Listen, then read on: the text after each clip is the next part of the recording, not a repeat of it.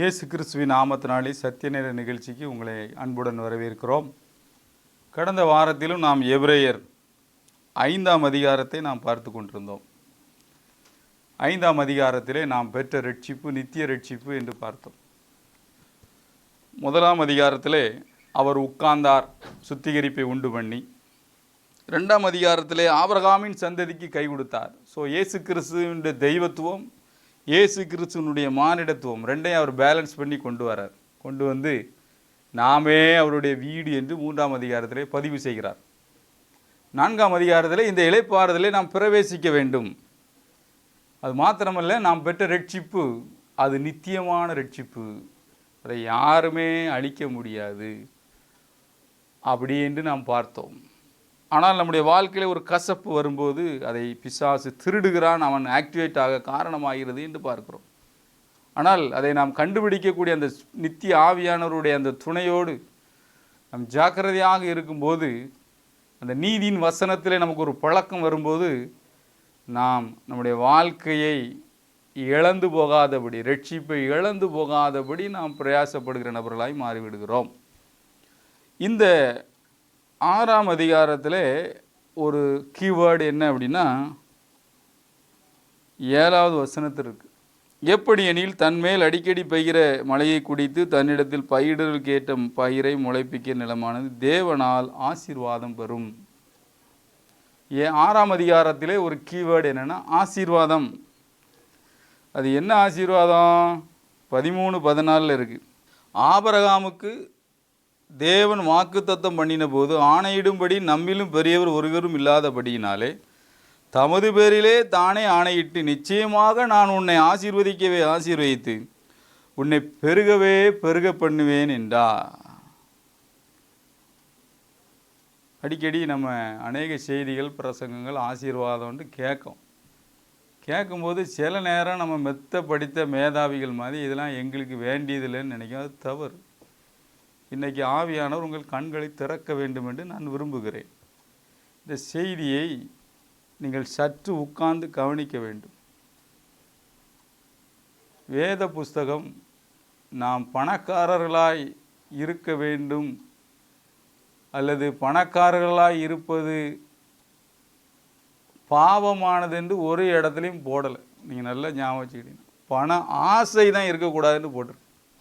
பணம் நமக்கு தேவையானது. இதை முதல்ல நீங்கள் தெரியணும். அடிக்கடி நம்ம நினைக்கிறோம் ஆபிரகாமின் ஆசீர்வாதம் கிறிஸ்து வழியாய் நமக்கு வந்திருக்கிறது. இப்போ ஆபிரகாமின் ஆசீர்வாதம் என்னையா? முதல்ல உங்கள் மைண்டில் இருக்கணும். அவனுக்கு 318 வேலைக்காரங்க வீட்டில் இருந்தாங்க. நமக்கு 4 பேரை வச்சு சாப்பாடு போட முடியல, அல்லது ஒரு 10 பேரை வச்சு வேலை வாங்க முடியல. ஆனால் ஆபிரகாமுக்கு 318 பேருக்கு அவன் ஒரு போர் வருதுன்னா அவன் 318 வச்சு வேலை செய்கிறான். இப்போ என்ன அர்த்தம்னா, கிட்டத்தட்ட அவன்கிட்ட ஒரு 1000 பேர் இருக்கான் அவன் வீட்டில், அல்லது 2000 பேர் இருக்கான். சின்ன பிள்ளைகளு, மனைவி, எல்லாரையும் பார்த்து அவ்வளோ பேர் இருக்கான். இவ்வளோ பேருக்கு எப்படி சாப்பாடு போட்டு எப்படி சம்பளம் போட்டாங்கிறது நமக்கு மலைப்பாக இருக்குது. உன் கண்ணு இன்னைக்கு திறக்கப்படணும். பண ஆசை தவறு, வேதம் போட்டிருக்கு. அந்த பணம் எதுக்கு வேணும்னா பிறரை ஆசீர்வதிக்க. பணத்தை வாங்கி வாங்கி நீங்களும் உங்கள் பிள்ளைகளும் மட்டுமே விருத்தி அடைத்து கொண்டிருந்தால் அதனால் ஒரு பிரயோஜனம் இல்லை. அது உங்களுக்கு ஒரு கண்ணியை தான் வரவழைக்கும். உங்களுக்கு ஏன் பணம் வேணும்னா நல்லா தெரிஞ்சு வச்சுக்கிடுங்க, பிறரை ஆசீர்வதிக்க. மிஷினரிகளுக்கெல்லாம் இப்போ நம்ம என்ன செய்கிறோம்? குறைஞ்ச சம்பளம் கொடுக்குறோம். என்னைக்கு மிஷினரி இயக்கங்களில் ஒரு மிஷினரிக்கு 1 லட்ச ரூபான்னு சம்பளம் ஃபிக்ஸ் பண்ணுறாங்களோ அன்னைக்கு தான் அந்த தேவ பணியை நம்ம கனமாக நினைக்கிறேன்னு அர்த்தம். உங்கள் மைண்டை மாற்றுங்க. சாதாரண ஒரு குடும்பத்துக்கு எவ்வளோ செலவாகுது. ஆனால் நம்ம மிஷினரி குடும்பங்களை நாம் வாழ வைக்கவில்லை. தப்பி தவறி அந்த மிஷினரி ரிட்டையர்ட் ஆகுவார் என்றால் அநேகர் பரிதாபங்களாக ரிட்டர்ன் ஆகுறாங்க, வியாதி உள்ளவர்களாக. பிள்ளைகளுக்கு திருமணம் செய்ய எவ்வளோ கஷ்டப்படுற காரணம் என்ன தெரியுமா? நம்மகிட்ட இருக்கிற தவறான இறையியல் கொள்கை. பணம் இருந்தால் பாவம்னு நினைக்கும். தப்பு. பணம் நமக்கு தேவை. மிஷினரி, ரிட்டையர்டு மிஷினரிக்கு ஒரு வீடு கட்டி குடிக்க தேவை. பைபிள் டிரான்ஸ்லேஷன் எல்லா மொழியிலும் வரல. ஒரு மொழியில் ஒரு 10 லட்சம் 20 லட்சம் கொடுக்கறதுக்கு நமக்கு பணம் வேணும். மிஷினரி இயக்கங்களில் சம்பளம் போடாமல் திணறுறாங்க. திடீர்னு ஒரு 10 லட்ச ரூபாய் அனுப்புறதுக்கு நமக்கு பணம் வேணும். ஏன் நம்ம மைண்டு இப்படி திங்க் பண்ண மாட்டேங்குது? எல்லா பள்ளிக்கூடங்களையும் எடுத்து பாருங்கள். 100 வருஷத்துக்கு முன்னால் கட்டின வீடு, 100 வருஷத்துக்கு முன்னால் உள்ள, சில இடத்துல 50 வருஷத்துக்கு முன்னாடி கட்டின ஆலயம், இப்படிலாம் இருக்க. இதெல்லாம் யார் மாடர்ன் பண்ணுறது? ஒவ்வொரு ஊர்லேயும் உள்ள ஒவ்வொருத்தருடைய பொறுப்பு இல்லை. நீங்கள் படித்த பள்ளிக்கூடத்தை என்னைக்காவது போய் பார்த்துருக்கீங்களா? அதுக்கு இடித்து ஒரு டைல்ஸ் போட்டு கொடுக்குறது யார்? நீங்கள் தானே போடணும். அப்போ உங்களுக்கு பணம் வேணும்ல. இப்போ முதல்ல பணத்தை கொடுக்க பழகணும். அது எங்கே ஸ்டார்ட் ஆகணும் தெரியுங்களா? உங்கள் வீட்டில் உள்ள கட்டப்பையை முதல்ல வெளியே கொடுங்க. யாருக்காது 2 கட்டப்பை இருந்தால் முதல்ல ஒரு கட்டப்பையை கொடுங்க. அது மனம் திரும்புது. அதில் ஆரம்பித்தாதான் நமக்கு ஒரு 5000 ரூபா வரும்போது அதில் ஒரு 500 ரூபாயோ அல்லது 1000 ரூபாயோ ஏழைகளுக்கு கொடுக்குறதுக்கு நம்ம மனசு வரும். ஒரு 50,000 வரும்போது 5000 கொடுக்கணுன்ட்டு வரும். திரும்ப அப்படி ஆண்டவரை ருசிக்க ருசிக்க ருசிக்க எல்லாத்தையுமே கொடுத்து அதில் அதை நீங்கள் அதை அனுபவிக்கலைன்னா, அதை அனுபவிச்சேன்னா அவங்களுக்கு அது தெரியும். அதில் உள்ள மகிழ்ச்சியே வேறு. இவர் இந்த புக்கில் எழுதுறது எனக்கு ரொம்ப இன்ட்ரெஸ்டிங்காக இருந்தது. அவர் உட்கார்ந்தார், கை கொடுத்தாரு, நாமே அவருடைய வீடு, இலைப்பாறணும், அதோட நிறுத்தலை. எப்போ நீ பெற்றது நித்திய ரட்சிப்பு அப்படி சொல்லிட்டு அவர் போகலை. நீ ஆசீர்வதிக்க அழைக்கப்பட்டவன். நீங்கள் வேணா பாருங்கள், பேதுரு செவுட்டில் அடித்த மாதிரி சொல்லுவார். அதை வாசிக்க பாருங்கள். 1 பேதுரு 3ஆம் அதிகாரம் 9வது வசனம். தீமைக்கு தீமையும் உதாசனத்துக்கு உதாசனத்தையும் சரி கட்டாமல் அதற்கு பதிலாக நீங்கள் ஆசீர்வாதத்தை சுதந்திரித்துக் கொள்ளும்படி அழைக்கப்பட்டவர்கள் என்று அறிந்து ஆசீர்வதியுங்கள். ஆசீர்வதியுங்கள். உங்கள் பள்ளிக்கூடத்தை யார் ஆசீர்வதிப்பா? நீங்கள் தான் ஆசீர்வதிக்கணும். உங்கள் ஊரில் ஒரு ஹாஸ்பிட்டல் இருக்குது, மிஷன் ஹாஸ்பிட்டல் இருக்குன்னா யார் ஆசீர்வதிக்கணும்? நீங்கள் தான் போய் ஆசீர்வதிக்கணும். அதுக்கு தேவைகள் இருக்கான்னு போய் விசாரிங்க. நீங்கள் ஆசீர்வதிக்க அழைக்கப்பட்டவர்கள். உங்களுடைய ஆலயம் எப்படி இருக்குன்னு போய் பாருங்க. வீடை மட்டும் மாடிஃபிகேஷன் பண்ணுறோமே. ஏன் உங்கள் சர்ச்சு பண்ண தப்பா?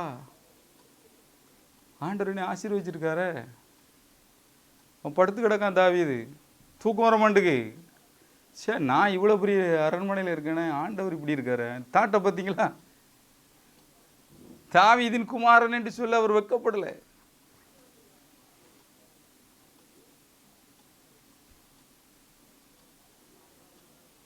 நம்முடைய திருமண்டலத்தில் அல்லது நாம் வேலை பார்க்குற இடங்களில் எத்தனையோ ஆண்டு ஆகிட்டு அந்த கட்டடங்கள்லாம். நீங்கள் நினச்சா ஒரு 10 பேர் சேர்ந்து அது அவ்வளோத்தையும் டைல்ஸ் போட்டு கொடுக்கலாமா? தரைக்கு ஒரு நல்ல டாய்லெட் பாத்ரூம் கட்டி கொடுக்கலாமா அந்த மாணவர்களுக்கு? இதுக்கும் அரசாங்கத்தை தான் நம்ம தேடி போடணுமா? ஆசீர்வாதம் எப்படி வருதுன்னு அதில் போட்டிருக்கு. 6ஆம் அதிகாரம் 7ஆம் வசனத்தில், பயிரிடுவர்களுக்கு ஏற்ற பயிரை முளைப்பிக்கும் நிலம் தேவனால் ஆசீர்வாதம். அந்த நிலத்தில் நீங்கள் விதையை போட்டால் அது யாரை முளைக்க வைக்கிற? ஆண்டவரில். அதே மாதிரி நீங்கள் கொடுத்தீங்க அப்படின்னா, விதைச்சிங்க அப்படின்னா அதை ஆசீர்வதிக்கிறது ஆண்டவர். உங்கள் கண்ணு திறக்கப்படுவதாக இயேசுவின் நாமத்தினாலே. 19ஆம் வசனம் பார்த்தீங்கன்னா, இந்த நம்பிக்கை நமக்கு நிலையும் உறுதியும் திரைக்குள்ளே போகிறதுமான ஆத்ம நங்கூரம் அப்படின்னு போடுறார். என்ன நம்பிக்கைன்னு நீங்கள் படிச்சுக்கிட்டே வந்தீங்கன்னா 17, 16, 17, 18 இது அவ்வளோ எதை சொல்கிறார் அப்படின்னா, பொய்யுரையாத தேவன் அப்படி செய்தார் அப்படின்னு போட்டிருக்கு. 2 மாறாத விசேஷங்கள். அது என்ன அப்படின்னு நீங்கள் பார்த்தீங்கன்னா, சின்சியராக அதை பார்த்தீங்கன்னா, அங்கே விசுவாசத்தையும் பொறுமையும் அவர் சொல்லிட்டு, ஆணை வார்த்தை என்று 2 மாறாத பிரமாணங்கள் நம்ம அங்கே கண்டுபிடிக்கலாம். அப்போ அந்த வார்த்தையை நம்பி நீங்கள் விசுவாசித்து விதைக்கும் போது அந்த ஆசீர்வாதத்தை நீங்கள் பெற்றுக்கொள்ள முடியும். கொடுங்கள், அப்பொழுது உங்களுக்கு கொடுக்கப்படும். ஆபிரகாம் மெல்கி செய்ததுக்கு கேட்காமலே கொடுத்தான் பார்த்துடுங்க. நீங்கள் அந்த நித்திய ரட்சிப்பை திங்க் பண்ணிங்கன்னா, எனக்காக அவர் கல்வாரியில் மறிச்சிருக்காரு. இந்த பாட்டு சொல்கிறல, விந்தை கிறிஸ்து இயேசு ராஜா உந்தன் சிலுவையின் இந்த அன்புக்கு ஈடாக என்ன காணிக்க கொடுக்க முடியும்? வாய்ப்பே கிடையாது. அதில் தான் வெறித்தனமாக எழுதுனாங்க. அந்த வெறி, கிறிஸ்துவுக்காய் இழந்தவர் எவரும் தரித்திரரானது. உங்கள் கண்ணு திறக்கப்படணும், இயேசுவின் நாமத்தினாலே திறக்கப்படணும். உங்களால் எவ்வளவு சம்பாதிக்க முடியுமோ சம்பாதிங்க, எவ்வளவுக்குள்ள ஆண்டவரோடு இருக்க முடியுமோ இருங்க. அதே மாதிரி எவ்வளவு கொடுக்க முடியுமோ அவ்வளோ கொடுக்கிறவர்களாக நாம் மாற வேண்டும். கொடுப்பதிலே நாம் ஐஸ்வர்யவான்களாக இருக்க வேண்டும். எனக்கு தெரிஞ்ச எங்கள் ஊரில் ஒரு வசதியுள்ள ஆள் உண்டு. அவர் பேரை சொன்னாலே உங்களுக்கு தெரியும், ஆனால் சொல்ல விரும்பலை, அவரும் விரும்ப மாட்டார். இந்த கொடுக்கிறத பற்றி சொல்லும்போது சொல்கிறேன். ஒரு நாள் அந்த வீடு பிரச்சனைக்கு வந்தார். அப்படி பார்த்தாரு. தம்பி என்ன காம்பவுண்ட் வால் கட்டலையே அப்படின்னாரு. கட்டலேனே அப்படின்ட்டு சொன்னேன். அப்படின்னு சொல்லிகிட்டு இருக்கும்போது அவர் என்ன செஞ்சார் தெரியுமா? வீட்டுக்கு வா அப்படின்னாரு. ஒரு 1,00,000 ரூபா எடுத்து அப்படி தட்டார், கட்டிக்க அப்படி. எதுக்கு இதை சொல்கிறேன்னு தெரியுமா? அந்த விதைக்கும் போது தான் ஆசீர்வாதம் வருது. பிறருடைய கஷ்டங்களை நம்ம உணர்ந்து நம்மளை மாதிரி அவனை நேசிக்க ஆரம்பிக்கும் போது ஆண்டவர் அதில் அவங்களை ஆசீர்வதிக்கிறதுல பிரியமுள்ளவராக இருக்கிறார். யாரனாலும் பாருங்கள், தாவீது ஆடு தான் மேய்ச்சான், ஆனால் 5000 கிலோ 5 டன் தங்கத்தை ஆண்டவர் கொடுத்தான். அப்போ ஆண்டவர் கொடுத்ததை ஆண்டவருக்கு கொடுக்க நாம் பழக வேண்டும். பவுலுக்கு அந்த காலத்தில் அவன் 2 கப்பல் ஓடிச்சு. அவ்வளோ பெரிய தர்சு பட்டணத்து கீர்த்தி பெற்ற யூதன் அவன். நம்ம மைண்டில் அந்த இறையில் தவறாக ஏறிவிட்டது. தேவனால் ஆசீர்வாதம் பெறும். அந்த நிலம் பயிரை முளைப்பிக்கும். ஹார்ட்டில் அந்த விதையில் கிடந்தா ஆண்டவரை பற்றிய அல்லது கொடுத்தலை பற்றிய அல்லது தேவ ராட்சியை பற்றிய விதைகள் கிடைச்சா தன்னால் முளைக்கும். உங்களால் சும்மாவே இருக்க முடியாது அந்த அன்பை நினைக்கும் போது. 6ஆம் அதிகாரத்தில் 10ஆம் வசனம், ஏனென்றால் உங்கள் கிரியையிலும் நீங்கள் பரிசுத்தவான்களுக்கு ஊழியம் செய்து வருகிறதினாலும் தமது நாமத்திற்காக காண்பித்த அன்புள்ள பிரயாசத்தையும் மறந்து விடுவதற்கு தேவன் அநீதி உள்ளவர் அல்லவே. ஆண்டவர் அநீதியே இல்லாதவர், அவர் பொய்யுரையாத தேவன். நம்மளை ஆசீர்வதிக்கிறது அவருக்கு புரியும். நம்ம மைண்டில் இதை மாற்றுங்க. நமக்கு யூனிவர்ஸுக்கு ஓனர் அவர், அண்ட சராசரங்களின் தேவன். அவர் எவ்வளோ பெரிய ஐஸ்வர்யம் உள்ளவர், அதை மறந்துடுதோமே. உங்கள் தேவைகளை சந்திப்பாமல் இருப்பாரா? உங்கள் கடன்களை அடைக்காமல் இருப்பாரா? உங்கள் கண்ணீரை துடைக்காமல் இருப்பாரா? கொஞ்சம் திங்க் பண்ணுங்க. ஆண்டவரை பற்றி அந்த பிக்சரை மாற்றுங்க. நிலை அவர் ஐஸ்வர்யமுள்ள சம்பன்னர், யாவருக்கும் கொடுக்கிறவர், பிரபுக்களோடும் ராஜாக்களோடும் உட்கார பண்ணுகிற தேவன். எங்கே உங்கள் விசுவாசம்? எபிரேய ஆக்கியோன் அறைகூவல் விடுகிறார். நிச்சயமாகவே நான் உன்னை ஆசீர்வதித்து உன்னை பெருக பண்ணுவேன். இன்றிலிருந்து இந்த வசனம் உங்களுக்குரியது என்று எடுங்கள், வாழ வையுங்கள். அரசாங்கம் நமக்கு போன் போட்டு கேட்கணும், எங்களுக்கு ஒரு 5000 கோடி கடன் தாங்க அப்படின்ட்டு. அப்படித்தானே இருக்கு நம்ம பைபிளில். நீ தேசத்திற்கு கடன் கொடுப்பாய், நீயோ கடன் வாங்காதிருப்பாய், கடன் கொடுப்பாய். அப்போ நீங்கள் அதை விரும்பணும்ல. முதல்ல நான் கொடுக்கிறவனாய் மாற வேண்டும், என் வாழ்க்கை அப்படி மாற வேண்டும். நீங்கள் திங்க் பண்ணும்போது உங்களுடைய எண்ணம் எப்படியோ அப்படி தான் உங்கள் செயலும் மாறும். தேவன் சர்வ வல்லவர் மாத்திரமல்ல, அவர் ஐஸ்வர்ய சம்பன்னர். நான் அவருடைய பையன்ட்டு முதல்ல திங்க் பண்ணுங்க. ஒரு பெரிய பணக்காரன் பையன் இருக்கான்னா அவன் எதுக்கு கவலைப்படணும்? அவங்க அப்பா எல்லாத்தையும் பார்த்துக்கிட்டு வர. உங்களுக்கு தகப்பன் யாரு? வானத்தையும் பூமியும் படைச்ச சர்வவல்ல ஆண்டவர். 7 கண்டம், கடல், சூரியன், சந்திரம், 9 கோள் தான் கண்டுபிடிச்சி கிடக்கு. இன்னும் எத்தனையோ கோள்கள் இன்னும் சுற்றி இருக்குது. நமக்கு ஒரு கோளே ரெடி பண்ணிகிட்டு இருக்காரு. இவ்வளோ பெரிய ஆண்டவருக்கு நான் பையன். என்னை அவர் போட்டு எனக்கு ஆச்சரியமாக இருக்குது. இந்த புக்கில் மத்தியிலே இருக்குது 6ஆம் அதிகாரத்தில். நிச்சயமாகவே நான் உன்னை ஆசீர்வதித்து, அது எப்படி ஆரம்பிக்குன்னு பாருங்களேன். 13ஆம் வசனத்தில், ஆபிரகாமுக்கு தேவன் வாக்குத்தத்தம் பண்ணின போது ஆணையிடும்படி தம்மிலும் பெரியவர் ஒருவரும் இல்லாதபடியினால் தமது பேரிலே தானே ஆணையிட்டு நிச்சயமாகவே நான் உன்னை ஆசீர்வதித்து உன்னை பெருகவே பெருக பண்ணுவேன் என்றார்.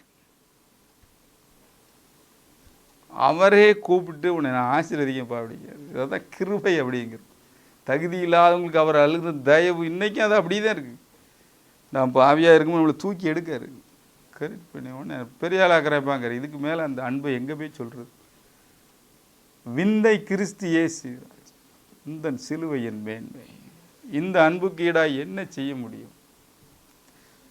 பிரியமானவர்களே, உங்கள் எண்ணங்களை மாற்றுங்கள். ஆர்டி போடுங்க. உங்களுக்கு போடுறீங்க ரொம்ப நல்லது. உங்கள் தெருவில் யாருக்காவது இருந்தால் ஒரு கஷ்டப்பட்ட பிள்ளையை நினச்சி ஒரு 100 ரூபா மாதந்தோறும் சேவிங்க. ஆர்டி 5 வருஷம் முடிஞ்ச உடனே அந்த பிள்ளை ஏதோ ஒரு காலேஜுக்கு போகும், கரெக்டாக இருக்கும். ஒரு 7,000 ரூபா எடுத்து கையில் கொடுங்க, சந்தோஷப்படுவாங்கள்ல. உங்களுக்கு மட்டுமே ஆர்டி போட்டு வைக்கல, ஒய் நாட்? ஏழைக்கு இறங்குறவன் கர்த்தருக்கு கடன் கொடுக்கிறார். அவன் கொடுத்ததை அவர் திரும்ப கொடுப்பார். நீங்கள் ஒரு 100 ரூபாயை எடுத்து ஊழியங்களுக்கு கொடுக்கும்போது கர்த்தருக்கு கொடுக்குற மாதிரி, ஆனால் இந்த 100 ரூபாயை எடுத்து ஒரு ஏழை கொடுக்கும்போது கர்த்தருக்கு கடன் கொடுத்த மாதிரி. அதில் கேரண்டி இருக்கு. அவர் கொடுத்ததை அவர் திரும்ப கொடுப்பார். அது நடக்கும். நீங்கள் செஞ்சு பாருங்கள். அப்படி திங்க் பண்ணுங்க. உங்கள் ஊரில் உள்ள ஏழைகளை குறித்து நினையுங்கள். தன்னால் வரும். இது யாரும் புஷ் பண்ணிலாம் செய்யக்கூடாது. இது எங்கே ஆரம்பிக்கணும்னா கல்வாரியில் தான் வரணும். தேவன் என்னை நேசிக்கிறார், அதனால நான் அந்த அன்பினால் செய்கிறேன். இது மெயின். இது விட்டுட்டீங்க அப்படின்னா, ஐயோ நான் நன்மை செஞ்சேன், எனக்கு துரோகம் பண்ணிட்டாங்க, ஐயோ இப்படி ஏமாற்றிட்டு போயிட்டாங்க, இப்படி தான் பேசிக்கிட்டே இருப்பீங்க. அவர் துரோகிகளுக்கும் நன்றி அறிதல் இல்லாதவர்களுக்கும் பகைஞர்களுக்கும் நன்மை செய்கிறவர். அவருக்கு நான் பிள்ளை. அதனால் அந்த அன்பினாலே, அந்த அன்பினை நெருக்கினதுனால நான் பிறருக்கு நன்மை செய்கிறேன். இதுதான் தாட்டு. இதை மிஸ் பண்ணிட்டீங்க அப்படின்னா ஒரு சின்ன டிஸ்கரேஜ்மெண்ட் வரும், உடனே நீங்கள் எல்லாத்தையும் ஸ்டாப் பண்ணிட்டு போயிருவீங்க. அப்படி கிடையவே கிடையாது. அவர் தான் ரொட்டி சுட்டு போட்டார் 3.5 வருஷம். யாருமே சிலுவை பக்கத்தில் இல்லை. அந்த குருடன் இருந்திருக்கலாம், பரிதிமேய், அவனும் அந்த சிலுவை பக்கத்தில் இல்லை. லாசர் நின்றுருக்கணும், அவனை தான் உயிரோட எழுப்பினார் கடைசியில். கிளைமாக்ஸ் சிலுவை காரணமே அவன் தான். அவனும் அந்த சிலுவை பக்கத்தில் இல்லை. ஆனால் அவர் அதை பற்றி கவலையப்படலை. இயேசு கிறிஸ்து மாத்திரமே தேவ சித்தம் செய்தவராக சிலுவையிலே தொங்கி கொண்டிருந்தார். மகிமையை பார்த்தீங்கன்னா 3 நாள் கழித்து உயிரோடு எழுப்பி வந்துட்டார். ஆண்டவர் உங்களோடு பேசுகிறார். நீங்கள் எதற்காக இந்த ஊரிலே பிறந்தீர்கள்? உலக தோற்றத்திற்கு முன்னாடியே உங்களை தெரிந்து கொண்டார் அல்லவா? உங்களுக்கு ஏன் பணத்தை கொடுத்தார்? அநேகரை வாழ வைக்க அல்லவா? ஐஸ்வர்யவான் லாசர் கதையை ஆண்டவர் ஏன் சொன்னார்னு என்னைக்கா படிச்சிருக்கீங்களா? அவன் ஒரு தப்புமே செய்யலை ஐஸ்வர்யவான். நீங்கள் நல்லா படித்து பாருங்கள். அங்கே அவனுடைய பிரச்சனையெல்லாம் என்ன அப்படின்னா, அவன் நல்லா பைபிள் தெரியுது. ஏன்னா ஆபிரகாம் பார்த்து ஆபிரகாமேங்க. அவனுடைய பிரச்சனை என்னென்னா, தனக்காகவே வாழ்ந்து முடிச்சிட்டான். அதுதான் பிரச்சனை. அந்த லாசரை பற்றியோ அல்லது அந்த அட்லீஸ்ட் ஒரு 2000 ரூபா சங்கிலியை வாங்கி அந்த நாயாவது கட்டி போட்டிருக்கலாம். அதையும் செய்யாமல் மிஸ் பண்ணிட்டான். சொல்லுவான், லாசருவை அனுப்பும், லாசருவை அனுப்பும். அப்போ ஆண்டவர் சொல்லுவார், மேலேருந்து ஆவரம் சொல்கிறார், அங்கே மோசேயும் தீர்க்கதரிசியும் எழுதின நூல் இருக்கு, அதை படிச்சு இங்கே வந்தால் போதும். ஒருத்தர் அங்கே போய் சொன்னால் கூட அவங்க நம்ப மாட்டார்கள், விசுவாசிக்க மாட்டார்கள். அப்படி இதுலேருந்து தெரிஞ்சுக்கிடுங்க. ஒருவேளை லாசர் வந்தால் வேணும்னா பேப்பரில் வரோம், லாசர் உயிரோட வந்தான், 2-3 நாள் பேட்டி பிரம்மாண்டமாக இருக்கும், அப்படி போயிடும். ஆனால் நீங்கள் வசனத்தை வாசித்து வசனத்தை விசுவாசிக்கும் போது, இந்த வசனம் உங்கள் ஹார்ட்டில் வரும்போது அதில் போட்டிருக்கு, பயிரை முளைப்பிக்கும் நிலம் ஆசீர்வாதம் பெறும். ரொம்ப ரொம்ப முக்கியம். ஸோ பண ஆசை தவறு. பணம் உங்களுக்கு வேணும். ஏன் வேணும்? பிறரை ஆசீர்வதிக்க, மிஷினரி இயக்கங்களை வாழ வைக்க, நோய்வாய்ப்பட்ட மிஷினரிகளை வாழ வைக்க, அவர்களுக்கு சுகமாக்குகிற அந்த கிருபையை பெற்றுக்கொள்வதற்காக, உங்களுடைய எல்லா திருச்சபையின் தேவைகளை சந்திக்க, அநேகரை உருவாக்க, ஒய் நாட்? நம்ம ஊரில் எல்லா ஊர்லேயும் எல்சிஎஃப் இருக்குது, லோக்கல் சர்ச் ஃபண்ட். உங்கள் ஊரில் செலக்ட் பண்ணுங்கள். +2 முடித்து ஒரு 10 பேரை செலக்ட் பண்ணி, அவனையே ஒரு 5 வருஷம் உங்கள் சர்ச்சிலேருந்து படிக்க வச்சு அவனையே ஒரு IAS ஆக்கக்கூடாது? வெள்ளியங்கேரி ஒரு காலத்தில் அதை செஞ்சார.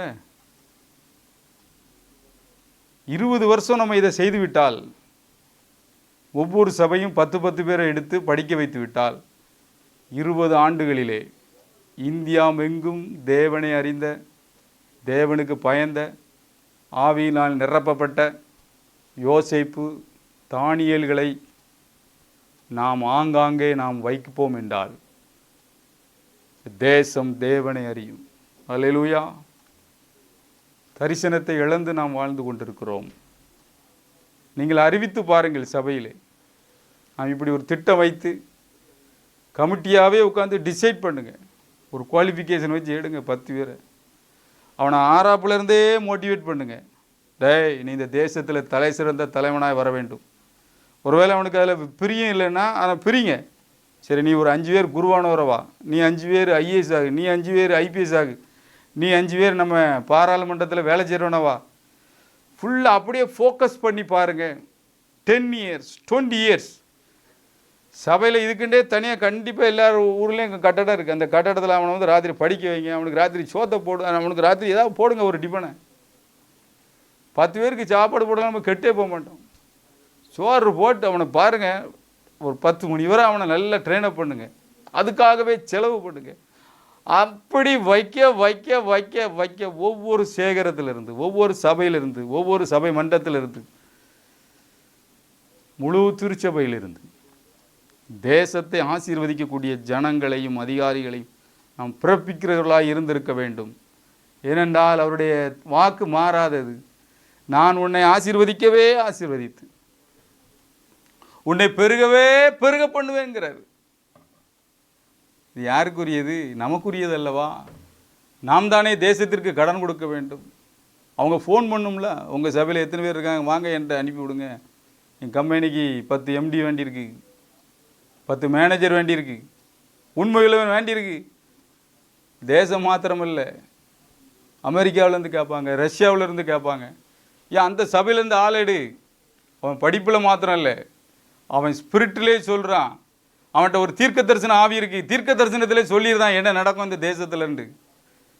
அவங்க ஆளை அனுப்புங்க. அவன் வந்து கல்வியில் மாத்திரம் இல்லை, அவனுடைய கேரக்டர் கிறிஸ்துவை போலவே இருக்கிறான். அவன் கை வச்சா வியாதி சுகமாகுது, பிரச்சனை இல்லை. எங்கள் தேசம் ஆசீர்வதிக்கப்படுது, அதுக்குரிய சொல்யூஷன் அவன் கொடுக்குறான். அவன்கிட்ட அவ்வளோ ஞானம் இருக்குது, அவனை அனுப்புங்க. தேவன் இப்படிப்பட்ட தானியேல்களையும் இப்படிப்பட்ட யோசேப்புகளையும் உருவாக்குவதான் திருச்சபையை வைத்திருந்தார். அதற்கு தான் பள்ளிக்கூடங்கள் கட்டப்பட்டது. கண்ணோட்டங்களை நாம் மாற்ற வேண்டும். இந்த தரிசனத்தை சபைகளுக்கு நாம் கொடுக்க வேண்டும். IAS IPS மாத்திரம் இல்லை, நல்ல ஆவிக்குரிய தலைவர்கள் வேணும், மிஷன் லீடர்ஸ் வேணும், குருவானவர்கள் வேணும், நல்ல பிஷப் வேணும். எங்கேருந்து வருவான்? இங்கேருந்து தான் வருவான். சொல்லணும், நீ ஒரு குருவானவராக மாறுப்பா, உனக்கு கீழே 7 சபை இருக்கும், ஃபயரப் பண்ணு, 7 சபையில் உள்ள இளைஞர்களை எடுத்து ட்ரெயினப் பண்ணு. அப்படிப்பட்ட நபர்கள் தான் குரு. அப்படி அந்த இரத்தத்தை ஊட்டி ஊட்டி வளர்க்கும் போது தான் 5, 10, 15 வருஷத்தில் இந்த தேசம் எங்கு மாறும். பால் கொடுக்கும்போதே வெறித்தனமாக பால் கொடுத்தால் மோசையின் தாய், நீ குடிப்பது எகிப்து பால் இல்லடா, எபிரேயன், நீ எபிரேயன், நீ எபிரேயன், நீ எபிரேயன், வாழ பிறந்தவன், வாழ பிறந்தவன், நீ ஒரு தலைவன், இப்படி சொல்லி சொல்லி சொல்லி வளர்த்த போது, மோசே பெரியவனான போது தான் பார்வோன் குமாரத்தி என்பதை வெறுத்து தேவ ஜனங்களோடு துன்பத்தை அனுபவிப்பதை தெரிந்து கொண்டான். சூஸ் ஆட்டோமேட்டிக்கா. சபையில் நம்ம அப்படி தான் வளர்க்கணும். ஏய், நீ சபைக்கு மாத்திரம் இல்லடா, தேசத்திற்கு ஆசீர்வாதமாய் நீ அழைக்கப்பட்டவன். நீ தேசத்திற்கு ஆசி, இப்படி சொல்லிக்கிட்டே இருக்கணும். அந்த உபதேசியாரோ அந்த குருவானவரும் அந்த பாஸ்டரும் திரும்ப திரும்ப திரும்ப திரும்ப இதிலேயே அவன் மைண்டை ட்ரெயினப் பண்ணும்போது அதை அப்படியே பழக்கப்படுத்தி அதுக்குரிய ட்ரைனிங், அதுக்குரிய காரியம், அதுக்குரிய செயல் இதில் திரும்ப திரும்ப திரும்ப திரும்ப செய்யும்போது, நான் சேலஞ்ச் பண்ணி சொல்கிறேன், ஒரு 20 வருஷத்தில் நம்முடைய தேசத்தில் ஹை அஃபீஷியல்ஸ், தேவ பிள்ளைகள் அமர்வார்கள். அவர்கள் எல்லாவற்றையும் மாற்றுவார்கள். 50 ஆண்டு மிஷினரி செய்ய முடியாததை ஒரே ஆண்டிலே அவன் ஒரு கலெக்டராக மாறி செய்ய முடியும். அல்லேலூயா. ஒரு குருவானவர் தேவனோடு சஞ்சரிக்கிறவர்களாய் மாறியிருந்தால், தென்கலாண்டு ஒரு ஊர் இருக்குது பக்கத்தில், சங்கர் நகர் பக்கம், ஏகப்பட்ட குருவானவர். அதை விசாரித்து பார்த்தா ஒரு குருவானவர் செய்த வேலை அநேகரை உருவாக்கி இருக்கிறது. ஏன் உங்கள் கிராமத்தில் இப்படி இல்லாமல் இருக்கு? பெருமையாக சொல்கிறோம், எங்கள் ஊர் 200 வருஷம் ஆயிட்டு, 100 வருஷம் ஆயிட்டு. அப்போ 100 சபை உண்டாயிருக்கணும் ஐயா, ஏன் 100 கலெக்டர் வந்திருக்கணும் ஐயா, ஏன் ஒரு 100 குருவானவர் வந்திருக்கணும் ஐயா, என்னையா செய்து கொண்டிருக்கிறீர்கள்? அதற்குத்தானே கமிட்டி, அதற்குத்தானே எல்லாம், இந்த பில்டிங்லாம் அதுக்கு தானே. பயிரை முளைப்பிக்கும் நிலமானது தேவனால் ஆசீர்வாதம் பெறும். முளைப்பிக்கிறவர்களாய் கர்த்தர் நம்மளை மாற்ற அழைக்கிறார்கள். அப்போ விதைக்கணும். இப்படி நல்ல கருத்துக்களையும் நல்ல வசனங்களையும் விதைக்க வேண்டும். மோசேயும் தீர்க்கதரிசியும் எழுதின நூல்கள் உண்டு, அதை படித்து இங்கே வந்தால் போதும். விதை தேவனுடைய வசனம் ஹார்ட்டில் விதைக்க விதைக்க தானா அது கனி கொடுக்கும். பிரியமானவர்களே, ஆவிக்குரியவங்க அப்படின்னு சொல்லி நீங்கள் அசால்ட்டாக இருக்க முடியாது. எந்த ஊரில் இருக்கீங்களோ, எங்கே வேலை பார்க்குறீங்களோ, ரொம்ப கவனமாக இருங்க. அந்த கோயிலுக்கு ஒரு காம்பவுண்டு இல்லைன்னா முதல்ல காம்பவுண்ட் வால் கட்டி கொடுங்க. நீங்கள் முதல்ல விரும்புங்க, விசுவாசிக்கு ஒரு அறிவிப்பு கொடுங்க. ஒரு அந்த வார்த்தை, நீங்கள் ஆண்டரோடு இருந்து அந்த வார்த்தை கிரியை செய்யும். உங்கள் கண்ணு திறக்கப்படணும். இது ஆவிக்குரியது, இது உலக, இப்படிலாம் பிரிக்கவே கூடாது, தப்பு. இங்கிலாந்துக்காரங்க அப்படி நினச்சிருந்தா, அவர் வெள்ளியங்கேரி நினச்சிருந்தா ஏன் செரம்போர்ட் யூனிவர்சிட்டி கட்டி வைக்கிறாரு. கண்ணு திறக்கப்பட வேண்டும். இயேசுவி நாமத்தினாலே திறக்கப்படுகிறது. தேவனாலே நாம் ஆசீர்வாதம் பெறுகிறோம். நம்முடைய உறுதியான நங்கூரமாக இது மாற வேண்டும். அவர் அப்படி தான் அதில் எழுதுகிறார். ஆத்தும நங்கூரம். இந்த கப்பல் அதுக்கு மேலே அங்கேயும் இங்கேயும் அசையாது. தரிசனம் அதான். இதுக்கு மேலே அங்கேயும் கிடையாது, இங்கேயும் கிடையாது.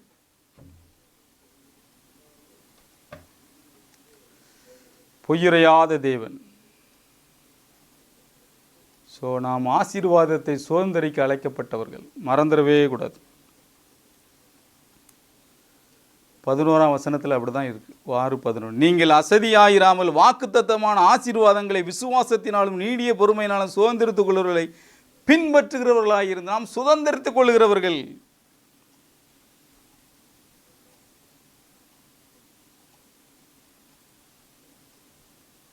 நாம் ஆசீர்வதிக்க அழைக்கப்பட்டவர்கள்.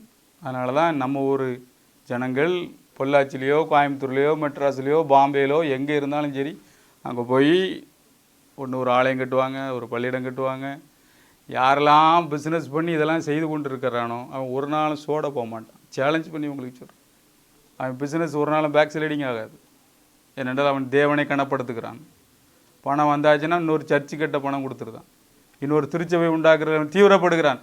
10ஆம் வசனத்தில், அதாவது காண்பித்த அன்புள்ள பிரயாசத்தை மறந்து விடுவதற்கு தேவன் அநீதி உள்ளவர் அல்லவே. எனவே நாம் ஆசீர்வாதத்திற்கு அழைக்கப்பட்டவர்கள். ஜெபிப்போமா? நல்ல பிதாவே, ஆசீர்வாதத்தை பகிர்ந்து கொடுக்கிறவர்களாக எங்களை மாற்றிவிட்டீர், நன்றி. இதை நாங்கள் ஆத்தும நங்கூரமாக மாற்றிக்கொள்ள எங்களுக்கு இந்த நாளிலே கிரியை செய்தீர், அதற்காக நன்றி. எல்லா கனத்தையும் மகிமையும் உமக்கே செலுத்துகிறோம். இயேசு கிறிஸ்து மூலம் வேண்டுகிறோம் நல்ல பிதாவே, ஆமென்.